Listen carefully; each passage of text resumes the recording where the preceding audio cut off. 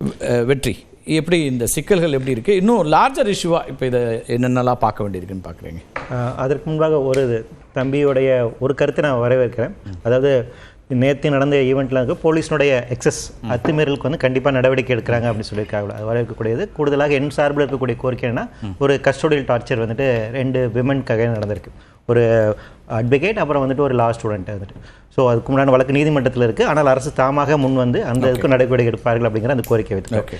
இரண்டாவதாக இப்போ நீங்கள் சொல்ல போனது இது லார்ஜர் இஷ்யூன்னு பார்க்கும்போது என்னென்னா, திமுகவினுடைய வளர்ச்சிக்கான கோட்பாடு அப்படிங்கிறதுங்களா, அது என்ன கோட்பாடு அப்படின்னு பார்த்தீங்கன்னா அர்பனைசேஷன் அப்படிங்கிறது தான். நகர்மயமாதல் அப்படிங்கிறது ஒரு முக்கியமான ஒரு கோட்பாடாக இருக்குது. அப்போ நகர்மயமாதல் பொறுத்த வரைக்கும் இந்தியாவில் அதிக நகரங்கள் இருக்கக்கூடிய மாநிலமாக தமிழ்நாடு இருக்குது. கிட்டத்தட்ட 50% இருக்குது. அப்போ மோஸ்ட் அர்பனைஸ்ட் ஸ்டேட் அப்படிதான். பாப்புலேஷனே நம்ம 50% இருக்கும். அது இன்னும் எக்ஸ்பெண்ட் பண்ணவே பார்க்குறாங்க. சென்னையும் அதிகமாக எக்ஸ்பெண்ட் பண்ணுறாங்க. பெரிய அர்பன் சப் அர்பன் அப்படிங்கிற எக்ஸ்பெண்ட் பண்ணிக்கிட்டே போகிறாங்க. இப்போ இந்த அர்பனைசேஷன் இருக்கக்கூடிய சவால்களில் இந்த குப்பை மேலாண்மை ஒரு முக்கியமான பிரச்சனை. அப்போ இந்த குப்பை மேலாண்மை அப்படிங்கிறத பொறுத்த வரைக்கும் அது எந்த அளவுக்கு சயின்டிஃபிக்காக நீங்கள் வந்து பண்ணுறீங்க அப்படிங்கிற ஒரு கேள்வி இருக்குது. இரண்டாவது விஷயமாக இருக்கும்போது அதில் இருக்கக்கூடிய ஈடுபடுத்தக்கூடிய நபர்களை எந்த அளவுக்கு மனித மாண்போடு நம்ம நடத்துகிறோம், எந்த அளவுக்கு ஹைஜீனிக்காக நடத்துகிறோம் அப்படிங்கிற ஒரு சவால் இருக்குது. அப்போது நகர்மயமாதல் அப்படிங்கிற கோட்பாடு அப்படிங்கிறது இங்கே இருந்தால் சந்தை பொருளாதாரத்தின் அடிப்படையில் நடைமுறைப்படுத்துகிறாங்க. இந்தியா இந்த கொள்கையை ஏற்றுக்கொண்டு இருக்கிறது. இப்போ தமிழகம் அதில் தனித்து இருக்க முடியாது அப்படிங்கிற புரிதலோடு இருக்கும். ஆனால் சமூக நீதி ஆஸ்பெக்டோடு இந்த எக்கனாமிக்ஸை நீங்கள் எப்படி இம்ப்ளிமெண்ட் பண்ண போறீங்க? அந்த டிரெவிடெண்ட் மாடல் புத்தகத்தில் இந்த கேள்வி தான் அவங்க எழுப்புறாங்க.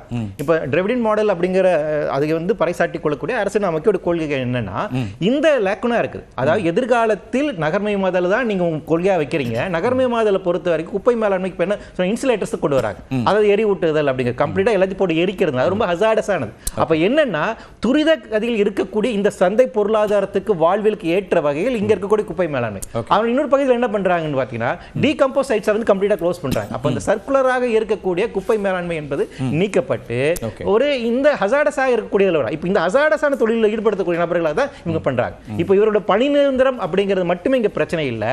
இவர்களுடைய வாழ்வியல் சார்ந்து இருக்கக்கூடிய இவர்கள் வேலை செய்யக்கூடிய சூழல் அப்படிங்கிறது இந்த நகரமயமாக்கல் போக்கில் எப்படி இருக்குது அப்படிங்கிற ஒரு கேள்வி இருக்கு. இரண்டாவது ஒரு முக்கியமான விஷயம் என்னன்னா, ஸ்டேட்டுக்கான ஒரு மேண்டேட் இருக்குங்களா, அதாவது அரசுக்கான இருக்கக்கூடிய ஒரு மேண்டேட்ல வந்து பாத்தீங்கன்னா இந்த பப்ளிக் டாக்டரைன் அப்படின்னு சொல்லுவாங்க.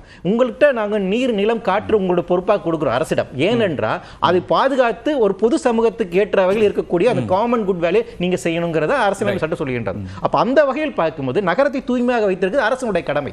நகரத்தினுடைய காற்றாக இருக்கட்டும், நீராக இருக்கட்டும், நிலங்களாக இது எல்லாம் தூய்மையாக வைத்திருக்கிறது அரசுடைய கடமை. இப்போ அந்த கடமையை நீங்க தனியார்மயமாக்குவது இருக்கு இல்லைங்களா, இந்த இடத்துல வெறும் குப்பை மேலாண்மை மட்டுமல்ல, அடுத்து நீர் மேலாண்மையும் தனியார்மயமாக்குது. நிலங்களையும் நாம தனியாரிடம் கொடுக்கிறோம். அப்ப என்னன்னா, இங்க இருக்கக்கூடிய இயற்கை வளங்கள் என்பது அனைத்து மக்களுக்கும் பொது சொத்து. அது அனைத்து மக்களுக்கும் வாழ்கின்ற இடமா இருக்க உறுதி செய்ய வேண்டிய அரசு தன்னுடைய கடமைகள் வந்து வெளியே போகுது இருக்கு இல்லையா. இதை வந்து ஒரு வலதுசாரி சிந்தனை இருக்கக்கூடிய கட்சி செய்யலாம். ஆனால் இடதுசாரி தன்மையோடு இருக்கக்கூடிய கட்சிகள் அதை செய்ய முடியுமா அப்படிங்கிற அடிப்படை கொள்கை கோட்பாடு இருக்கு. சமூக நீதி அப்படின்னு நம்ம வந்து பேசும்போது சமூக நீதியின் அடிப்படையில் இருக்கக்கூடிய உங்களுடைய எக்கனாமிக் பாலிசி என்ன, குறிப்பாக குளோபலைசேஷனுக்கு பின்னாடி குளோபலைசேஷன் தனித்து நாம இயங்க முடியாது அந்த கருத்தை நான் ஏத்துக்கலாம். ஆனால் என்ன சொன்னாங்கன்னா, குளோபலைசேஷன் சூழலோட சேர்த்து பார்க்கணும் இல்லையா சொல்லணும். மாறன் அவர்களுக்கு ரொம்ப சொன்னாரு, நாங்க இந்தியாவில் இந்தியனைஸ் பண்ணும்போது தமிழ்நாட்டுக்கு ஏத்த மாதிரி இங்க இருக்கக்கூடிய சோஷியல் ஜஸ்டிஸ் ஆஸ்பெக்ட்ல இதை இம்ப்ளிமெண்ட் பண்ணுவோங்கிறாங்க. இப்போ இந்த சோஷியல் ஜஸ்டிஸ் ஆஸ்பெக்ட்ல உங்களோட இம்ப்ளிமெண்டேஷன்ஸ் எப்படி இருக்குதுங்கிறதா கேள்வி. அப்படிங்கன்னா ரொம்ப சிம்பிளானது. இதனால வரைக்கும் ஒரு அரசு ஊழியருக்காக இருக்கக்கூடிய ஒரு பாதுகாப்போடு இருந்த ஒரு பணியாளர்கள் தனியார் நீங்க கொடுக்கும்போது என்ன ஆகுதுன்னா, ஆமா ஃபயர் அண்ட் ஹயர் அப்படிங்கிற நிலைமைக்கு போகுது. அதுதான் இங்க இருக்கக்கூடிய பிரச்சனை. தனியார் இருக்கக்கூடிய முக்கியமான பிரச்சனை என்ன, அவங்க என்னைக்கு வேணா வேலைக்கு எடுக்கலாம், என்னைக்கு வேணா வேலை துரத்தலாம். அந்த பணி நிரந்தரம், பணி பாதுகாப்பு, சோஷியல் செக்யூரிட்டி அப்படிங்கிறதுல சோஷியல் செக்யூரிட்டி இல்லாமல் நீங்க சமூக நீதி பேச முடியாது. அப்போ சமூக பொருளாதார நீதி நீங்கள் இல்லாமல் சமூக நீதி பேச முடியாது. அப்ப இந்த சோஷியல் செக்யூரிட்டி நமக்கு பெஸ்ட் மாடல் அப்படின்னு வேற எங்கேயாவது இருக்கா இந்தியாவில்?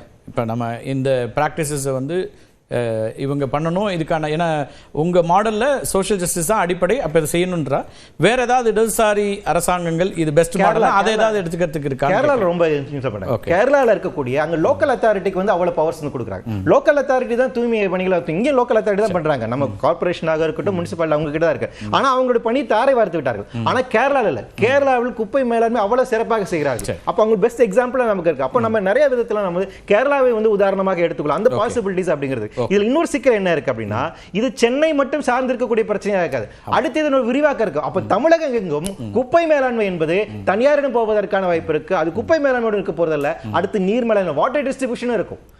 அப்போ என்னன்னா, மாநகராட்சி லோக்கல் சவால் என்னன்னா, நீங்க சொல்ற அவரும் வந்து நாங்க தனிப்பட்ட முறையில் எங்களுடைய இது வந்து தனியார் மயத்துக்கு எதிரானதல்ல அதாவது தனியார் மயத்தை ஆதரிக்கவில்லை அப்படிங்கிறாரு. இப்போ இருக்கு, நான் திரும்ப உங்கள் அடுத்த சுற்றிலே வரேன். இப்போது தமிழ்நாடு முழுக்க ஒரு 1,00,000 பேர் இந்த பணிகளில் இருக்காங்க அப்படின்னா, தூய்மை பணி உள்ளிட்ட எல்லா பணிகளும் இருக்காங்கன்னா, இவர்களே ஒரேடியாக அரசு பணியாளர்களா அல்லது நேரடியாக கார்பரேஷனுடைய எம்ப்ளாயிஸாக மாற்றுறதுக்கு முடியுமா, அல்லது ஃபேஸ்ட் மேனர் பண்ண முடியுமா, என்னென்ன சாத்தியக்கூறுகள் இருக்குங்கிறதையும் பேசலாம். முதல் கட்ட கருத்தை எடுத்துக்கிறேன்.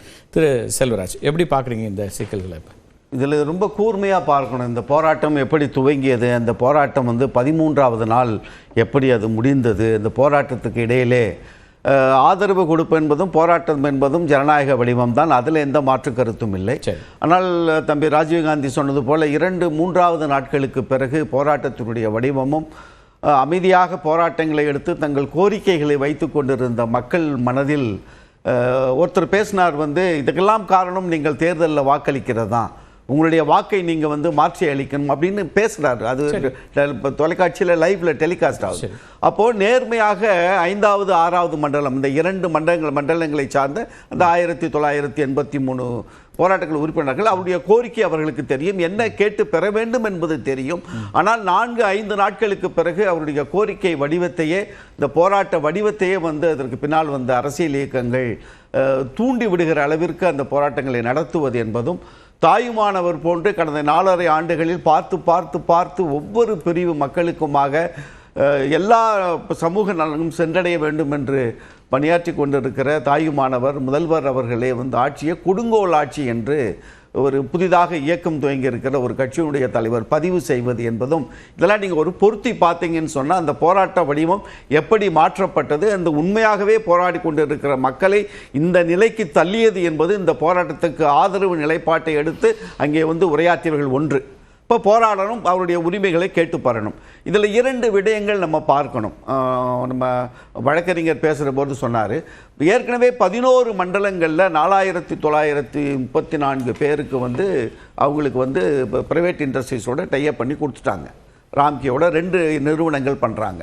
இந்த 2 மண்டலங்களுக்கும் 5-6வது மண்டலத்துக்கும் இது செய்ய போகிற பொழுதுதான் அந்த மக்கள் வந்து எங்களுக்கு பணி நிரந்தரம் வேண்டும், எங்களுக்கு வந்து ஊதிய உயர்வு வேண்டும் என்று அந்த மக்கள் போராடுறாங்க. இதுல நம்ம என்ன பார்க்கணும், ஒரு 3 முக்கியமான காரணங்களை இந்த போராட்ட நடக்கிற பொழுதே அமைச்சர் சேகர் பாபு அவரிடம் பேச மாட்டோம் என்று தவிர்ப்பது என்பது ஒரு உச்சகட்ட மனநிலைக்கு அந்த மக்களை, போராட்டக்காரர்களை கொண்டு போனதன் விளைவுதான் அது. ஏன்னா வடசென்னையனுடைய அமைச்சர் அந்த மகுதி மக்கள் மீது நம்பிக்கை கொண்டிருக்கிற, மக்களுக்காக உழைத்து கொண்டிருக்கிற அமைச்சர், அவர் வந்து பேசுறாரு. அதற்கு பிறகு நகர்ப்புற அமைச்சர், மாநகராட்சியிலிருந்து அதிகாரிகள் வருவாங்க, இன்சார்ஜ், அவங்க வந்து பார்ப்பாங்க. அதையும் வந்து அவர்கள் வந்து தவிர்க்கக்கூடிய அளவிற்கு போராட்டம் வடிவம் எடுத்தது என்பது திட்டமிட்டு அந்த மக்களை திசை திருப்பது ஒன்று. இரண்டாவது, நீங்க சொல்றது 2 விதமா பிரிச்சுப்போம். ஒன்று வந்து அங்க தொழிலாளர்களுடைய பிரச்சனை, நீண்ட நாட்களாக அங்கே இருக்காங்க, தனியார் மயப்படுத்துறதை எதிர்க்கிறோம், எங்களுக்கு வந்து ஒரு நிரந்தர பணி அப்படிங்கிறத கோரிக்கை வைக்கக்கூடிய பணியாளர்கள், அவங்களுக்கு ஆதரவு தெரிவித்து போராட்டத்தை நடத்தக்கூடிய அமைப்புகள், அதை அப்படி பிரிக்கலாமா சார்? அப்படி தானே இருக்க முடியும். நீங்கள் தொடர்ச்சியாக இவங்க இருக்காங்க. இப்போ இந்த 2 சிக்கலையும் ஒன்றா பார்க்கறதே சரியாக வருமா? அது தனி, இது தனி தானே. இந்த சிக்கல் தானே அடிப்படை. இல்லை, நேர்மையாக அந்த மக்கள் போராட்ட களத்தில் நேர்மையாக அவர்கள் சுயமாக அந்த போராட்ட களத்தை கொண்டு வந்திருந்தால் 13 நாட்கள் இது கடந்திருக்காது. 5-6 நாட்களிலே இந்த பேச்சுவார்த்தையோடு இது இப்பொழுது ஏற்பட்டிருக்கிற அந்த முடிவை ஏற்பட்டிருக்கும். இப்போ நீங்கள் ஹைகோர்ட்டில் போய் கேஸ் போட்டு அந்த இடத்துல போராட்டம் தொடரும் தான் சொல்லியிருக்கிறாங்க. இல்லை, கோர்ட்டு சொல்லியிருக்காங்க.